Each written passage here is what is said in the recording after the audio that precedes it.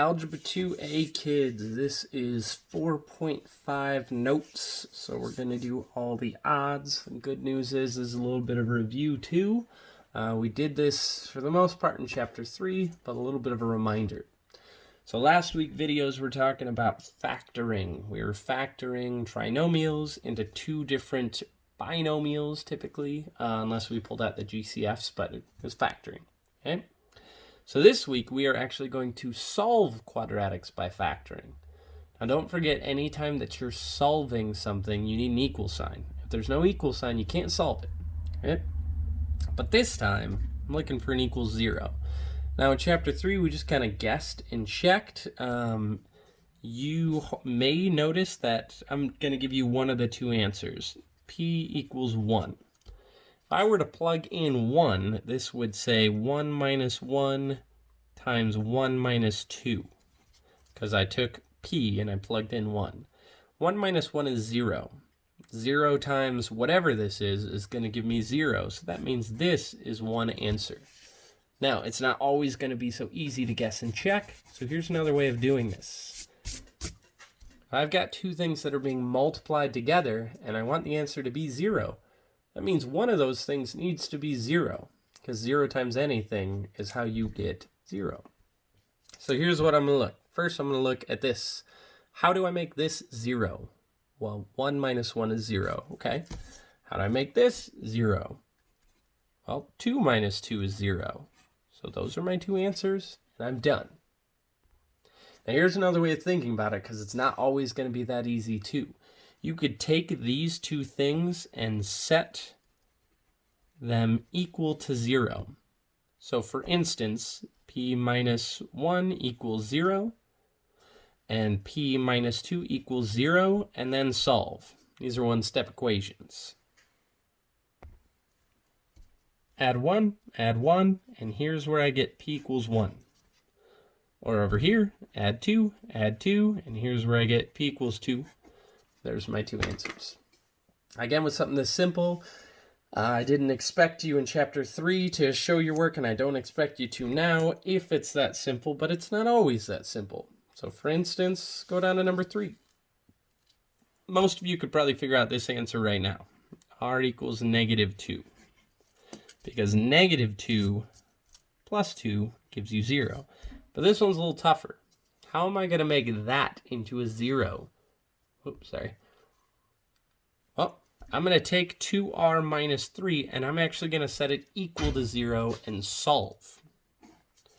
Add 3, and I get 2r equals 3. And when I divide by 2, I get r equals 3 halves. Probably wouldn't have guessed that. So my other answer here is 3 halves. Now notice I wrote r equals 3 halves, r equals negative 2.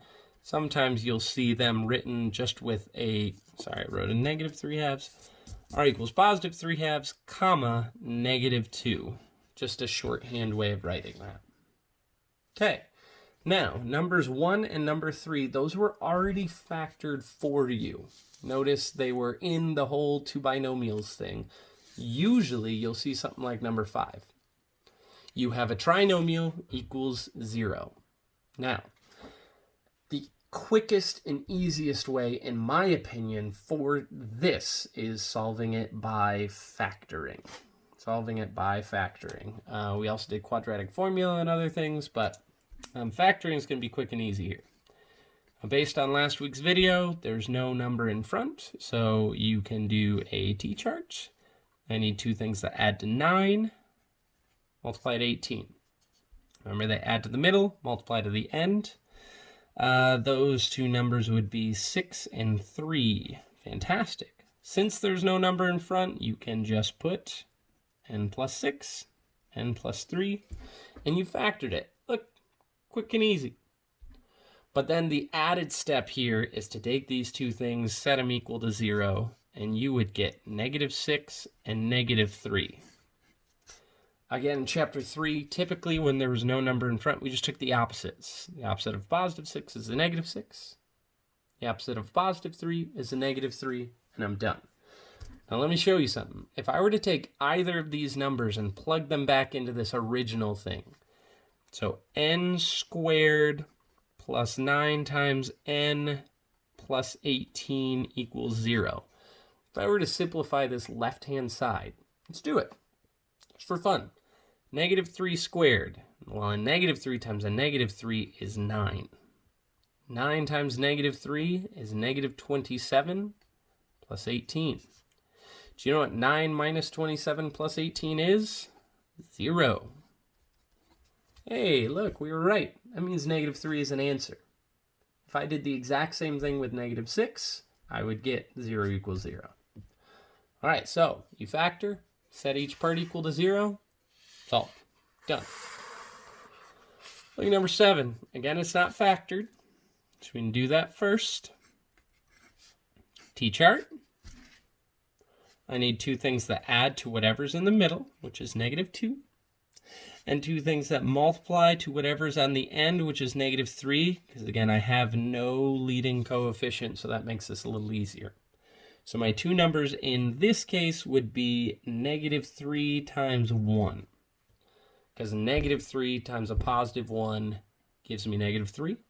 But negative 3 plus 1 gives me negative 2. Awesome. Since there's no leading coefficient, our video last week talks about how I can just plug those things in. And that's where we stopped last week, but this week we're adding the step of solving. So then I would take these things and I would take the opposites. Done. Again, you also could write out n minus 3 equals 0, n plus 1 equals 0. Solve, but they're one-step equations. I have faith in all of them. All right, number 9. This is giving us a little practice with factoring as well. Some of you, too, aren't even going to need the t-chart at this point. You're just in your brain's going to say they are going to multiply to negative 6. They are going to add to whatever's in the middle here, which, in this case is 1. And then you might even know. You might need to write the t-chart, and if you do, that's okay. Adds to 1, multiplies to negative 6. My two numbers in this case are 3 and negative 2. 3 times negative 2 is negative 6. 3 plus negative 2 is 1. So x plus 3, x minus 2. But don't stop there. Now that it's factored, you're going to take these two pieces, set them equal to 0, and get your two answers. Negative 3 and positive 2. Because if I were to take a negative 3 and plug it in here, it would make this part equal to 0. 0 times anything equals 0. If I were to take this, plug it in here, it makes this part equal 0. I'm done. All right, let's make it a little bit more fun. Let's look at number 11. Okay, not factored. The first thing we should always do, which we really haven't been up until this point, is we should be looking for a GCF, but there is no GCF. So I'm going to try and factor this into two binomials, but because I've got this leading coefficient, I need a t-chart and I need a box. Yeah. So my t-chart, I need two things that add to negative 25, because that's what's in the middle. Simultaneously, I need two things that multiply to 100, which comes from 4 times 25. 100 might look scary, but it's not too bad. Let's see, 1 times 100, 2 times 50, 4 times 25, 5 times 20, 10 times 10. That's it. Now you'll notice that none of those will add to a negative 25. But don't forget, a negative times a negative will also give you a positive. So if I made all of these negatives, and now I look, I notice that this one right here now adds to a negative 25. Negative 5 times negative 20 gives me a positive 100, but negative 5 plus negative 20 gives me a negative 25. So negative 5p, negative 20p, and then in the top left, I put my first term, bottom right, I put my last term. Now I'm pulling out GCFs. Don't forget, trickiest part here, where'd my popsicle sticks go? If I look at the 2 on the right-hand side, since this 5 is negative, this is going to be negative, and I can pull out a 5, or a negative 5. If I look at the 2 on the left, this is positive, so that's going to be positive. GCF between 4 and 20 is 4. And then they both have a p, so I can actually pull out a 4p. And I look at the top, between 4p squared and negative 5p, the only thing I can pull out is a p. And bottom 2, again, the 20 is negative, so whatever I pull out is going to be negative. And the GCF between 20 and 25 is 5. So now my 2 answers here were p minus 5 and 4p minus 5. This is what that would look like when it is factored. But don't forget, this said equals 0. We did all of that just to factor it, right?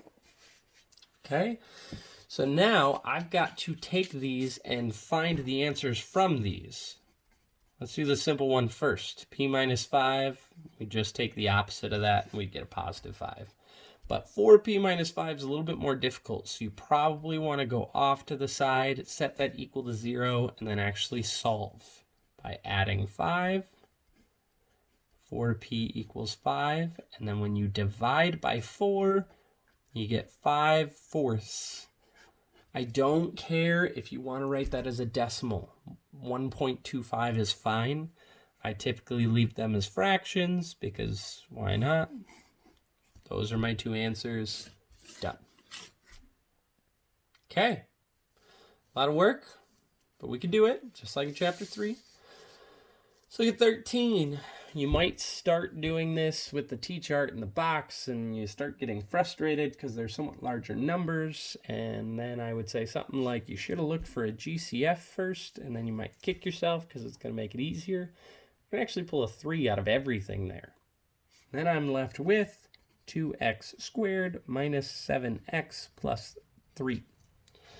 This makes things a little bit easier. Now I'm going to ignore that 3 and I'm just going to factor what's on the inside here. Okay? So I need 2 things that add to a negative 7 and that multiply to, let's see, 2 times 3, which is 6. Now, don't forget, you could write all the factors of 6, 1 times 6 and 2 times 3. None of those will add to a negative. But if you make them all negative, because a negative times a negative still gives you a positive, but a negative plus a negative gives you a negative. These are what I'm looking for. Now, do we need a box? You can pause this and think about that for a second. You should say yes, because I have a leading coefficient here. So my box now, -1 and -6 go in bottom left, top right. Doesn't matter which order. Okay. First term goes in the top left. Last term goes, oop, I almost messed that up. I put 6x squared, but we're actually just factoring this because we already took out a 3. So I should have put 2x squared. Way to go, Mr. Hayward. And then in this bottom one, I should put 3 because we already factored out a GCF. And so I'm just left with 3. I'm going to pull out my GCFs. You can do whatever order you want. I typically do it in the same order. I start with the 2 on the right. Since this term is negative, this is going to be negative, and GCF between 6 and 3 is 3. GCF between 2x squared and a -1x is just x. That's all I can pull out. GCF between 2x squared and -6x is actually a positive 2x. Because between 2 and 6, I can pull out a 2. And then I can pull out an x because they each have an x. You look at the bottom here, they don't both have an x, so I can't pull out an x. I do know since this term is negative, whatever I pull out is going to be negative. And then you might look at that and say, Mr. Hayward, those don't have a GCF. And you're correct in a sense. They don't have a GCF other than a 1. So in this case, we actually write the 1. So now I factored this into x minus 3, 2x minus 1, and we had the GCF at the beginning. Now, ignore this problem for a second. I'm still only going to get 2 answers here, even though I have 3 pieces. This does not have a variable, so it's useless to me right now. So I need to figure out, what do I plug in here to make this a 0, or here to make this a 0. Here's the easy one. I get x equals 3. If you were to take this off to the side, and I will still show you, 2x minus 1 equals 0. Set it equal to 0 and I solve. 2x equals 1. I get x equals a half, or you can say 0.5. It does not matter. Decimal fraction. Again, I like fractions. Those are my 2 answers, and I'm done. Positive 3, positive a half. All right. Last one might look a little simpler, but for those of you who are really observant, you will notice something. This does not equal 0. Well, what the poop? Now in chapter 3, we did one quick and easy step to make it equal 0. I subtracted 3 from both sides, so then I get m squared plus 4m minus 12. I wrote that kind of sloppy. Sorry, I'll try that again. M squared plus 4m minus 12. A little better. Okay. Now it says equals 0, so we can do the exact same thing we did before. Nice part on this one is it does not have a leading coefficient, so I just need a t-chart. 2 things that add to 4, because that's the middle. 2 things that multiply to a negative 12, because that's the end. Those 2 numbers would be 6 times negative 2, because 6 times negative 2 gives you negative 12, but 6 plus negative 2 gives you 4. M plus 6, m minus 2. But I'm not done. I still need to go back, take the opposites of these, so I would get a negative 6 and a positive 2. Now, let me show you something. I'm going to pick the easier of the 2. I'm going to pick the positive number, and I'm going to plug it back in. So I had m squared plus 4m minus 9 equals 3. I'm going to go all the way back to the beginning.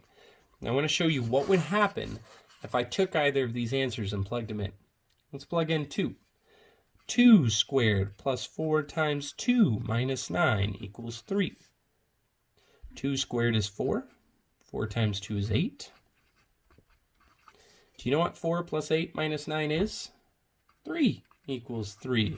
Hooray! Means this one was right. Smiley face. You do the same thing with negative 6. That'd be it.